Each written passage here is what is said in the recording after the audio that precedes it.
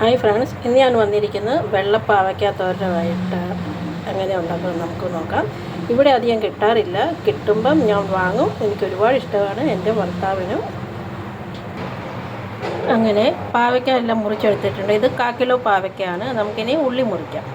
അങ്ങനെ ഉള്ളി മുറിച്ച്, കറിവേപ്പില, പച്ചമുളക് ഇതെല്ലാം കൂടി ഒന്നിച്ച് മുറിച്ചിട്ട് ചട്ടി വെച്ച് എണ്ണ ചൂടായി.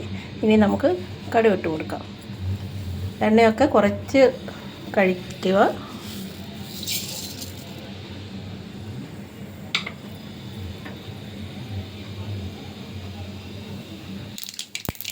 അങ്ങനെ നമ്മുടെ കടുക് പൊട്ടുന്നുണ്ട്. നമുക്കിനി പാവയ്ക്ക ഇട്ട് കൊടുക്കാം. അതിന് പാവയ്ക്ക ഇട്ട് കൊടുത്തിട്ടുണ്ട്. ഇനി നല്ലോണം മിക്സ് ചെയ്യാം.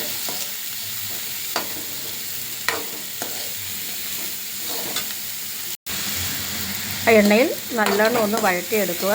കയ്പ്പ് ശകലം കുറയുന്നതായിരിക്കും. ഇനി നമുക്ക് ഉപ്പിട്ട് കൊടുക്കാം.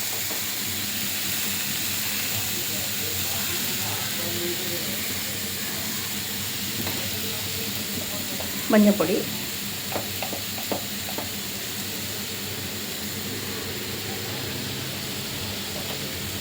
നല്ലോണം മിക്സ് ചെയ്യുക.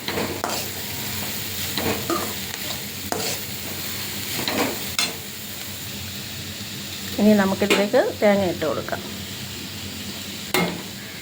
തേങ്ങയൊക്കെ നല്ലോണം ഇട്ടാൽ അധികം കഴിക്കത്തില്ല ഉള്ളി. പക്ഷേ തേങ്ങയ്ക്കൊക്കെ ഇപ്പോൾ ഭയങ്കര വിലയാണ്. ചെറിയൊരു തേങ്ങയ്ക്ക് പോലും 30 കൂട്ടുകാർ 30 രൂപയുടെ ഒരു തേങ്ങയാണ്. അതുകൊണ്ട് അതിനനുസരിച്ച് നമ്മൾ യൂസ് ചെയ്യാൻ പഠിക്കുക. കയ്പ്പയ്ക്കെന്ന് പറയുമ്പോൾ കയ്പ്പയില്ല, അതുകൊണ്ട് ചില നല്ലോണം ഉള്ളിയും തേങ്ങ ഇടുക. ഇനി നമുക്കൊന്ന് അടച്ച് വയ്ക്കാം 5 മിനിറ്റ്. നമുക്കൊന്ന് തുറന്ന് നോക്കാം. അങ്ങനെ നമ്മുടെ പാവയ്ക്ക തോരൻ ഇവിടെ റെഡിയായി. ഇത് ആക്കുമ്പോൾ പച്ച വെളിച്ചെണ്ണയിൽ തന്നെ ആക്കാൻ ശ്രമിക്കുക. നല്ല ടേസ്റ്റാണ്. ഈ ഒരു തോരൻ മാത്രം മതി ഒരു പ്ലേറ്റ് ചോറിന്. നല്ല ചെറുതായിട്ട് കുത്തിപ്പൊടിച്ച് അരിയുക. ഇനി നമുക്ക് ഗ്യാസ് ഓഫ് ചെയ്ത് അടച്ചു വെക്കാം.